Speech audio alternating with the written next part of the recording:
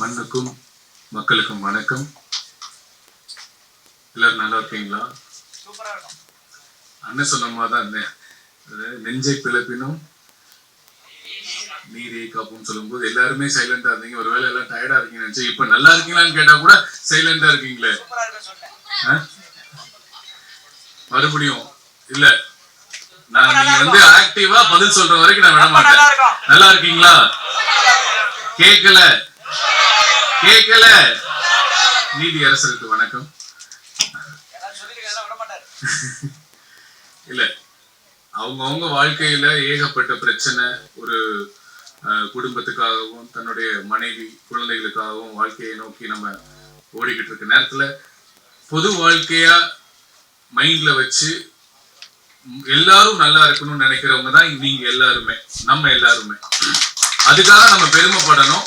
அதுக்காக நம்ம இன்னும் ஆரோக்கியமா இருக்கணும்னா இந்த மாதிரி ஒரு ஆக்டிவா இருக்கிறது, ஒரு இடத்துல ஒரு கூட்டத்துல பேசும்போது நான் கொண்டு வந்த கருத்துக்களை உங்ககிட்ட நான் இன்ஜெக்ட் பண்ணும்போது நீங்க கொடுக்குற ரெஸ்பான்ஸ் எனக்கு இருந்தாதான் முழுமையா என்னால கன்வே பண்ண முடியும். ஆனா அழகா பேசினாரு, பேர் எனக்கு மறந்துட்டேன். ஆனா அக்கீம் அண்ணன் ரொம்ப ரொம்ப ரொம்ப நல்லா பேசினாங்க. இன்னும் நம்ம அவருக்கு ரெஸ்பாண்ட் பண்ணியிருந்தோம்னா இன்னும் நிறைய கருத்துக்களை சொல்லியிருப்பாரு.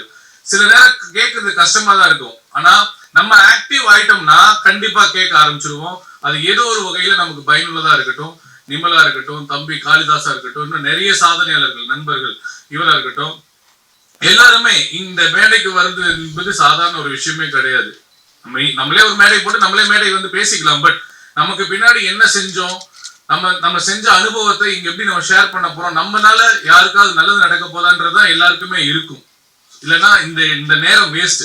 ஜப்பான்ல ரொம்ப முக்கியமான பிசினஸ் மேன்லாம் என்ன பண்ணுவாங்கன்னா, ஒரு டைம் சொல்லிட்டாங்கன்னா அந்த டைம்க்கு வரல அப்படின்னா அவங்க கிளம்பி போயிடுவாங்க. எவ்வளவு பெரிய பிசினஸா இருந்தாலும் பரவாயில்ல. இப்போ எனக்கு ஒரு 1 கோடி ரூபாய் லாபம் வரப்போற பிசினஸா இருந்தா கூட என்னோட கிளைண்ட் டைம்க்கு வரலன்னா நான் போயிடுவேன். ஒரு ஜாப்பனீஸோட இது என்னன்னா, அடுத்தவங்க டைம் ரொம்ப ரொம்ப முக்கியம்ன்றது. அதனால நம்ம டைம் இங்க உட்கார்ந்துருக்கோம்னா மேடையில் இருக்கிறவங்களா இருக்கட்டும், இங்க சபையில உட்காரவங்களா இருக்கட்டும், உங்களுடைய டைம் ரொம்ப முக்கியம்.